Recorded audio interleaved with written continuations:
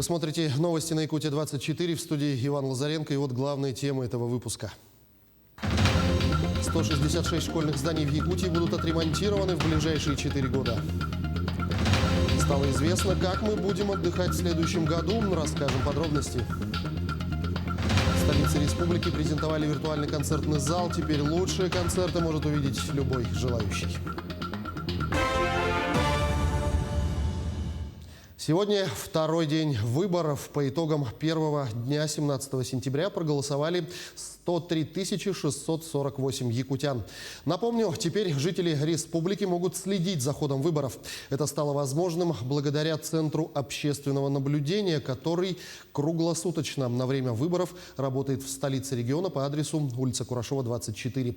В Большом зале организованы все условия для наблюдения за ходом выборов. Имеется большой экран, куда выведены камеры со всех 277 избирательных участков. Наш центр работает трое суток безостановочно. Почему? Потому что ночью идет слежение за теми сейфами, где хранятся бюллетени. По положению получается так, что все бюллетени, находящиеся вот в этих больших урн для голосования, ящиков, они перемещаются в сейф-пакеты. Прямо вся комиссия стоит, все наблюдатели стоят, все это пересыпается в сейф-пакеты и убирается в железный хороший сейф. И вот там камера наблюдается. И вот это все произошло, прямо вот все это наблюдали, 3 уровня контроля. В Якутии 166 школьных зданий нуждаются в капитальном ремонте, в том числе 116 школ в сельской местности. При этом финансовая потребность на эти цели составляет более 2 миллиардов рублей. Так, в ближайшие месяцы в список участников программы капитального ремонта образовательных учреждений войдут первые объекты. Готовится программа на 2022-2026 годы, в рамках которой будут предусмотрены средства на финансирование капитального ремонта школ. Поручение президента страны дает нам возможность обновить наши школы, заявил зампред правительства Сергей Местников. До 10 октября республика должна направить заявки об объектах, которые нуждаются в капремонте и включении их в программу. По нацпроекту «Безопасные и качественные автомобильные дороги» в Якутске в этом году запланированы ремонтные работы и асфальтирование на 36 участках. На сегодняшний день выполнено более 80% от плана. О том, какие дороги обновлены в пригородной Мархе, в материале Ульяны Шагиной. На одной из основных улиц Мархи, Интернациональной, сегодня завершено асфальтирование. До ремонта ездить по этому участку было невозможно. Ямы и выбоины доставляли автолюбителям одни неудобства. В рамках нацпроекта обновили и прилегающую к Интернациональной Заводскую улицу. Мы находимся на улице Интернациональной, микрорайон Марха. Протяженность данной улицы составляет с улицы Заводской километр 961 метр. У нас в порядке 80% уже асфальтирование уже завершено, регенерация также полностью все завершено. Улица Интернациональная, 19-й крайний объект подрядчиков. Помимо асфальтирования, дорожники привели в порядок и заасфальтировали автобусные карманы. Улица двухполосная, шириной 8 метров. Работы выполнены методом холодной регенерации. То есть она с добавлением цемента и воды готовит основание 20 сантиметров толщина. По такой же технологии этим летом обновили и улицу Олега Кошевого. Здесь отработала уже другая подрядная организация. Кроме Мархи, они обновили улицы в Строительном и Сайсарском округах. Олега Кошевого – одна из самых длинных по протяженности – более 3 километров. В плане освещенности тут 107 новых осветительных столбов будет. Также барьерных ограждений вдоль дороги 900 метров. Помимо освещения проложили тротуары вдоль школы, детского сада и кадетского корпуса в микрорайоне. Напомню, в этом году ремонт провели на 36 индикаторных объектах. Дополнительно отработали на 8 переходящих участках. По ним работы должны были провести в следующем году. Подрядчик с опережающими темпами выполняет производство работ. То есть он объем работ, предусмотренный в 2022 году, уже выполняет в текущем году. Следует отметить 8 объектов. Это Поярково, Каландрашвили, Пирогова, Ильминская, подъездная к Речевой школе, Федора Попова, переулок Энергетиков. Главным же объектом нацпроекта остается проспект Ленина. Протяженность улицы порядка 3 километров. За нее возьмется подрядная организация из Читы. На обустройство главной улицы столицы выделят порядка 1,5 миллиона рублей. В этом году по проспекту будут проводиться только земляные работы от участка улицы Кулаковского до Октябрьской и Кирова. Этот участок протяженностью 800 метров во время работы будет перекрыт после утверждения схемы маршрутного транспорта. Ульяна Шагина, Павел Никифоров, Семен Семенов, Якутск, Марха. Первый пилотный бизнес-акселератор пройдет в Намском районе в октябре текущего года. Двухдневный обучающий интенсив предназначен для сельских поставщиков, включает в себя обучающую и деловую часть. Данное мероприятие пройдет в рамках республиканского кадрового конкурса «Таланты Якутии». После 4 отборочных туров из 5000 претендентов осталось 300 финалистов. Они скомпонованы на команды и на данный момент работают над проектами комплексного развития села и развития Арктики. Обучающий проект запускает одна из команд финалистов «Сельский поставщик». Низкая осведомленность сельского населения, в том числе предпринимателей и самозанятых, по работе с контрактной системой. Непрозрачная система при закупках с единственным поставщиком в муниципальных образованиях и низкая конкурентоспособность сельских предпринимателей при участии в закупках. В рамках проекта сформулировала ряд предложений по данным проблемным вопросам, по которым необходимо принятие решения на уровне правительства Республики Саха-Якутия.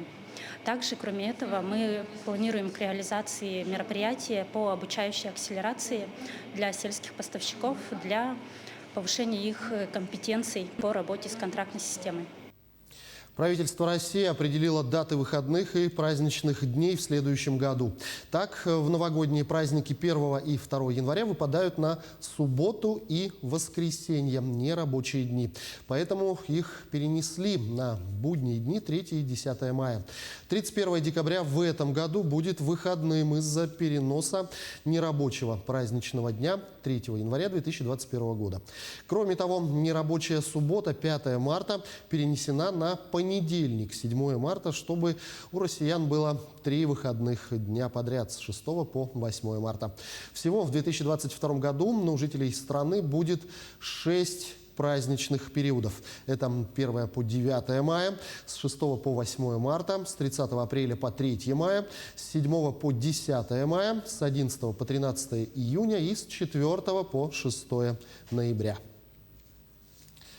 Музей Винсента Ван Гога демонстрирует недавно обнаруженный рисунок художника. Он находился в частных руках. Открытие такого рода – большая редкость. Все подробности узнавал Сергей Берец. Рисунок старика под названием «Утомленный или измотанный» Винсент Ван Гог выполнил в 1882 году. Авторство было установлено совсем недавно. Неизвестные ранее произведения художника появляются крайне редко. Как рассказал старший научный сотрудник музея Ван Гога в Амстердаме Тео Мейнендорп, когда владелец принес рисунок на экспертизу, это стало настоящим открытием. Установить подлинность оказалось несложно. Манера работы плотницким карандашом говорила сама за себя, как и сопоставление с другим похожим рисунком. По словам директора музея Эмили Горденкер, Ван Гог нарисовал своего персонажа в то время, когда жил в Гааге. Его всегда интересовали простые люди, их эмоции. Похожее состояние испытывают многие, выходя из периода ковида. Посетители смогут увидеть рисунок в экспозиции с 17 сентября. Самые длинные собачьи уши и самый высокий в мире тинейджер – лишь некоторые из достижений, попавшие в новое издание книги рекордов Гиннесса. Все подробности в сюжете далее. В четверг в свет вышло новое издание книги Гиннесса, ежегодного справочника с информацией о достижениях людей и животных, уникальных природных явлениях, выдающихся рекордах шоу-бизнеса, СМИ и культуры. Титул самого высокого в мире тинейджера завоевал Оливье Риу из Монреаля. Несмотря на то, что ему всего 15 лет, рост его составляет почти 2 метра и 27 сантиметров. Я увидел в книге рекордов описание самого высокого тинейджера, и он был ниже меня, так что я решил попробовать и сам попал туда. Американец Зион Кларк, родившийся без нижних конечностей, быстрее всех в мире пробежал на руках 20-метровую дистанцию, всего за 4,78 секунды. Быть обладателем этого рекорда для меня означает, во-первых, что я один из лучших, но в то же время это победа моей семьи, моего города, моей группы поддержки, потому что без них я бы ничего не достиг.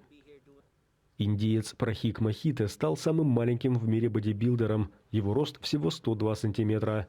Оливье Рихтерс из Нидерландов, известный также как голландский гигант, стал самым большим бодибилдером. Его рост 2 метра и 18 сантиметров. А его соотечественница Мария Ваттель получила титул самой высокой бодибилдерши, хотя она намного ниже своего коллеги, всего 1,83 м. Не обошли вниманием авторы книги и животных. Собака по кличке Лу из США признана обладательницей самых длинных в мире ушей – 34 сантиметра.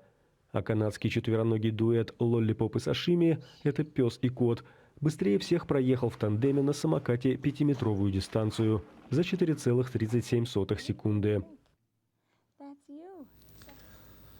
В Якутске презентовали виртуальный концертный зал на базе Якутского музыкального колледжа имени Марка Жиркова. Отныне лучшие концерты с участием студентов колледжа, а также воспитанников различных музыкальных учебных заведений смогут услышать и увидеть зрители в самых удаленных уголках не только республики, но и страны. Для виртуального концертного зала за счет республиканских средств было приобретено оборудование, что позволяет транслировать в высоком качестве записи выступления музыкантов. Помимо этого проведен косметический ремонт на средства федерального бюджета. Осуществлена замена электропроводки и покраска стен. Конечно же, мы ожидаем активного участия вот этой возможности в образовательном процессе, поскольку у нас здесь обучаются в музыкальном колледже студенты из разных районов нашей республики. Через эту площадку они получат возможность вот действительно присутствовать здесь, в Якутске, и знакомиться с новыми событиями, быть всегда в курсе тех событий, которые происходят в музыкальной сфере. И о погоде. В большинстве районов республики до середины сентября продолжалось так называемое бабье лето, солнечная и сухая погода. Однако уже с 16 числа с выходом на территорию региона теплого циклона в южных и центральных районах республики пошли дожди. Осадки сегодня наблюдают и жители столицы региона. Здесь дожди и облачная погода. Они сохранятся до воскресенья, 19 сентября. Другой циклон вышел у нас на северо-запад Якутии. С Красноярского края принес холодный арктический воздух. В Оленёкском, Мирнинском районах сейчас идет снег. На западе республики сохраняется прохладная погода без осадков. В начале следующей недели на юго-запад, затем на центральные районы выйдет теплая воздушная масса с Иркутской области. Кратковременно потеплеет. И дневная температура повысится до 12-17, на юго-западе до 18-23 градусов. На этом пока все. Не переключайтесь.